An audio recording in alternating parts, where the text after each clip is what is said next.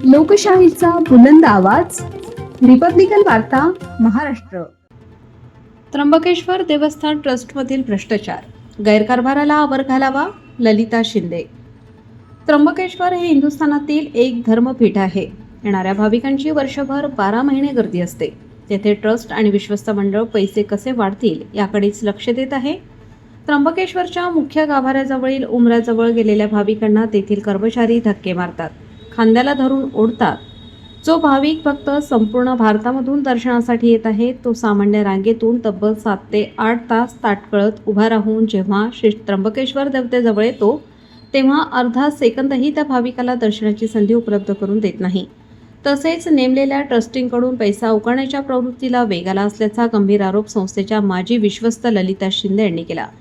नाशिक येथे झालेल्या पत्रकार परिषदेत ललिता शिंदे म्हणाल्या की कुंभमेळ्याच्या निमित्ताने सध्या गर्दीचा उच्चांक वाढत आहे.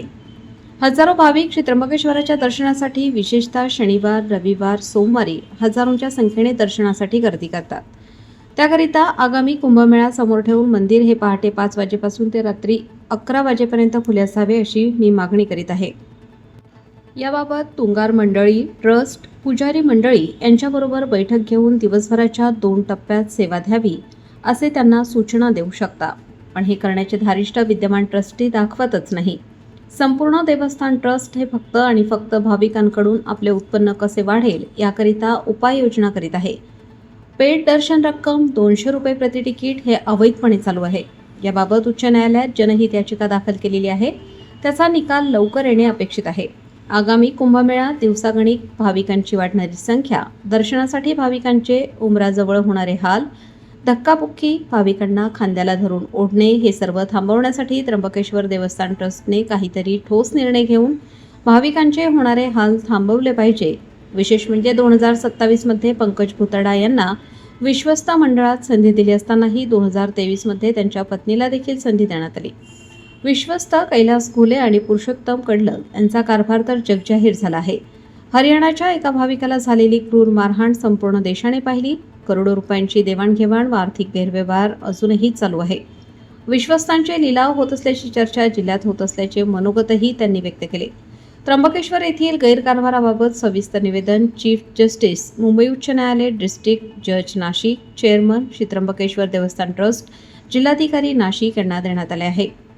देवस्थानच्या जे आता 2 राष्ट्रीय पातळीवर म्हणजे आपल्या त्र्यंबकेश्वर देवस्थानची काय म्हणतात त्याला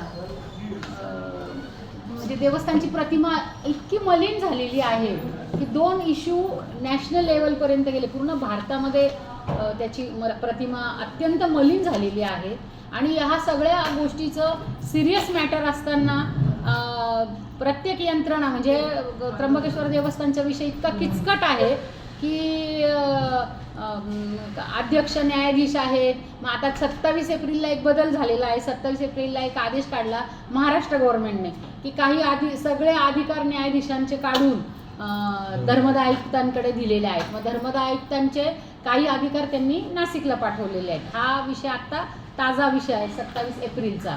तर आता माझा मुद्दा आता असा आहे की मध्यंतरी जे काही दर्शनाचा काळा बाजार म्हणून जे काही कडलक यांच्यावर जी कारवाई झाली, तर ते कारवाई पाठीमागे जो काही खरं सत्य आहे ते मला तुमच्या सगळ्या महाराष्ट्रासमोर किंवा नाशिक आपल्या भाविकांसमोर आणायचं आहे.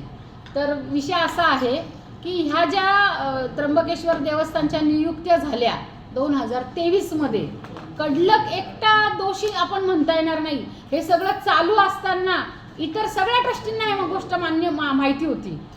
का बरं मग ते गप्प बसले? तितकेच ते पण दोषी आहेत. एक जण काहीतरी करतोय इथे समजा, तर त्या बाकीच्यांना या गोष्टी माहिती असतील की नाही, पण काही नाही, सगळे चिडीचूप होते. तर याच्या पाठीमागे गंभीर गोष्ट आज मला म्हणजे मी तर 23 मध्येच हायकोर्टला जाऊन सांगितलं होतं की ह्याच्यामध्ये जो गैरव्यवहार घडलेला आहे हे एकदम 100% सत्य आहे की ज्या काही 4 नियुक्त्या नाशिकच्या 23 मध्ये अकाली साहेबांनी घेतल्या होत्या, त्या नियुक्त्यांमध्येच गैरव्यवहार झाला. 2.5 कोटीचा व्यवहार झालेला आहे. पंकज भुतडा, हे बघा, हे पत्र जे माझ्याकडे आहे ना, त्या पत्राचा हा एवढा मोठा पुरावा आहे की हे मागील डिस्ट्रिक्ट जज कुलकर्णी साहेबांचं होतं. त्याच्यामध्ये त्यांनी हे पत्र अकाली साहेबांना दिलं होतं आणि अकाली साहेबांना देऊन त्यांनी सांगितलं होतं की निरीक्षण नोंदवलं होतं की कोण ट्रस्टी कसे वागतायत. तर हा पंकज भुतडा मागच्या टर्ममध्ये होता, तर तरी पण त्याची बायको ह्या टर्ममध्ये घेतलेली आहे. त्यामुळे काय झालेलं आहे की गैरव्यवहार झालेला आहे, हे 100% गोष्ट खरी आहे. त्याच्यामध्ये नाशिकचे राठी कोर्ट आहे ना, राठी कोर्ट हे जिल्हा न्यायाधीश होते, त्यांना निलंबन झालेलं आहे. एका प्रकरणामध्ये हायकोर्टने त्यांना घरी पाठवलेलं आहे. तर आता ह्या राठी कोर्ट आणि पंकज भुतडा हे एका समाजाचे असल्याने संगनमत केलं ह्यांनी, आणि ती 2.5 कोटीची रक्कम नाशिकचे एक देवेंद्र भुतडा म्हणून आहे, ते राठी कोर्टाचे सख्खे साडू आहेत, असं हे सगळं नातं आहे. त्यांनी हे सगळे पैसे एकत्र सिटी सेंटर मॉलच्या तिथे एक दुकान आहे, त्या दुकानाचं नाव अद्याप माझ्यापर्यंत आलं नाही, पण ते दुकान पण त्याच समाजाच्या व्यक्तीचं आहे. तिथे पैशाची देवाणघेवाण झाली. तिथे हे जो अकाली आणि हे राठी कोर्ट आणि अकाली साहेब हे तिथे धार्मिक वस्तू म्हणजे धार्मिक काही गोष्ट कपडे वगैरे द्यायचे असतात बघा संस्था म्हणून, तर त्यांना ते तिथे भेटायचे, तिथे एकत्र यायचे. तर ते देवेंद्र भुतडा ही व्यक्ती राठी कोर्ट आणि पंकज भुतडा यांनी तो 2.5 कोटीचा व्यवहार केलेला आहे. त्याच्यामुळे हे ट्रस्ट अत्यंत तातडीने बरखास्त करावं, कारण ह्यांची हे आता सपशेल म्हणजे दिसून येतंय की ह्याच्यामध्ये गैरव्यवहार झालेला आहे. या पत्राचा आधार घ्यावा. आता चॅरिटी कमिशनर यांना माझी विनंती आहे की तुम्ही आता तुम्हाला पण सगळ्यांना प्रश्न आहे की आता तुम्ही तिसरी काहीतरी वाईट घटना होण्याची वाट बघणार आहे का? हे अत्यंत म्हणजे सगळेजण ह्याच्यामध्ये दोषी आहेत. काय म्हणतात त्याला, त्यांचे अपयश दिसत आहे. त्यामुळे हे पत्राचं तर एका जिल्हा न्यायाधीशाचं पत्र आहे, त्याची कुठली दखल घेतलेली नाहीये. त्यांनी पंकज भुतडाचं लिहिलं होतं की हा देवस्थान विरोधी कारवाई करतोय, आणि पंकज भुतडाला चान्स दिला होता 17 पर्यंत, 2013 ते 17, तरी पण त्याचीच बायको का तिथे परत गेली? मग 165 लोकांचे अर्ज होते, ते कॅलिबर त्यांनी बघितलं नाही, मेरिट बघितलं नाही, आणि का परत तिथे त्याची पत्नी घेतली? याचाच अर्थ इथे काळा बाजार झालेला आहे. हा माझा दावा आहे. आणि आता त्र्यंबकेश्वर देवस्थान ट्रस्ट बरखास्त करा. आणि मी तुम्हाला सूचित करत आहे की त्र्यंबकेश्वरला 5 करोड किंवा काय जे तुमचे शासनाचे आकडे आहेत, 100 कोटी लोक 5 कोटी लोक स्नानाला येणार आहेत, किंवा जर काही उद्या अनुचित प्रकार घडला तर याची जबाबदारी तरी निश्चित करा. माझी माननीय हायकोर्टला विनंती आहे की आपण ह्याच्यात तातडीने लक्ष घाला. आणि माननीय आता जे धर्मदाय आयुक्त सोनुने साहेब आहेत, त्यांनी अत्यंत तातडीने हे पावलं उचलली पाहिजेत, कारण आता हे अधिकार त्यांना दिलेले आहेत. कालच तो सगळा GR फिरत होता मोबाईलवर. तर सर, आता हे सत्य आहे, तर आपण हे कडलक यांच्यावर तुम्ही कारवाई करणार आहात की नाही ते तुमचा कायद्यातला, आता तुम्ही त्यांना आता सेंट्रल जेल आहे. तर मला असं म्हणायचं की एकट्या कडलकवर करण्यापेक्षा हा जो काही चौघांनी एकत्र तिथे काळा बाजार केलेला आहे त्याच्यावर यांनी आता कारवाई करायची, आणि त्र्यंबकेश्वर देवस्थानला एक स्वच्छ प्रतिमेचे चांगले लोक, साधू संत, तुमच्यासारखे पत्रकार बंधू, कोणी जे काही विद्वान आहेत आणि जे काय म्हणतात त्याला निष्कपटी किंवा चांगल्या भावनेने तिथे काम करण्याची इच्छा आहे, आणि असं सगळं आहे. हे 25 वर्ष झालं मी या देवस्थानची लढाई लढत आहे. राहिला मुद्दा असा की आता त्या देवस्थानमध्ये जे करोडो अब्ज रुपये रोज कमवतात, जिथे 50 रुपयामध्ये बंगला देतात, लाखो लोक रोज तिथे जेवण अन्नदानाचा खर्च करतात, त्या देवस्थानामध्ये पण 2,500 रुपये तिकीट नाहीये. म्हणजे तुम्ही काय म्हणता, रोगापेक्षा औषधच भयंकर करून ठेवलं. म्हणजे काय ह्या लोकांना काही काय म्हणतात त्याला पायबंदच राहिला नाहीये, आणि कोणीही याच्यावर बोलायला तयार नाहीये. काय आहे हे? किती भेदभाव आहे. कालची तारीख अशी आहे की काल 20 लाख रुपये एका दिवसात त्यांनी कमवले, दुकानदारी चालू केली, आणि ते बिचारे जे सामान्य भाविक आहे ते 8-8, 10-10 तास रांगेमध्ये उभे. कोणाला डायबिटीस असतो, कोणाला BP आहे, कोणाला शुगर आहे. तुम्ही त्याचा तर विचार करा, किती हा प्रचंड मोठा म्हणजे हे जी घटना घडली त्याचा तो काय म्हणतात आता संशोधनाचा कोर्टाचा भाग येतो. पण मग तुम्ही त्याच्यावर काहीतरी चांगला उपाय करायचा. तुम्ही तर 2,500चं बोर्डच लावून टाकले. प्रत्यक्षात या तुम्ही तिथे, सगळ्यांना माझी विनंती आहे. आणि एवढाले 1000 कोटीचं तिथे कामं चालू आहे, तर त्यांना त्याबद्दलचं काही गांभीर्यच नाही, कोणालाच काही वाटत नाही आहे. सरळ त्यांनी दुकान चालू करून टाकलं. अरे इथे जिल्हा न्यायाधीश जज आहेत, काहीतरी तर सामान्य भाविकाचं पहिले. हे बघा, कुठलं पण ट्रस्ट स्थापन करताना नीट मुद्दा लक्षात घ्या, कुठलंही ट्रस्ट स्थापन करताना पहिली व्याख्या त्यांची अशी असते, तिरुपती देवस्थानचं मी नाव घेते, पहिल्यांदा सामान्य भाविकाचा विचार करतात, मग VIPंचा, मग VVIPंचा. तुम्ही तर आत्ताच दुकान लावून चालू केलं कालच, डायरेक्ट ऊन बघितलं नाही, तहान बघितलं नाही, काय लोकांचे हाल आहेत तिथे. प्रचंड माती, सगळीकडे खड्डे, सगळीकडे खूप म्हणजे तिथली व्यवस्था. तुम्ही जे कोणी आता कुंभ बघत असाल किंवा लेखणीमध्ये लिहित असाल, तर प्रचंड हाल आहेत लोकांचे. आता हा पूर्ण महिना, अधिक महिना आहे, पूर्ण गर्दीचा उच्चांक आहे, म्हणजे रोज गर्दी वाढतीये. या सगळ्या खूप गंभीर गोष्टी आहेत ह्या.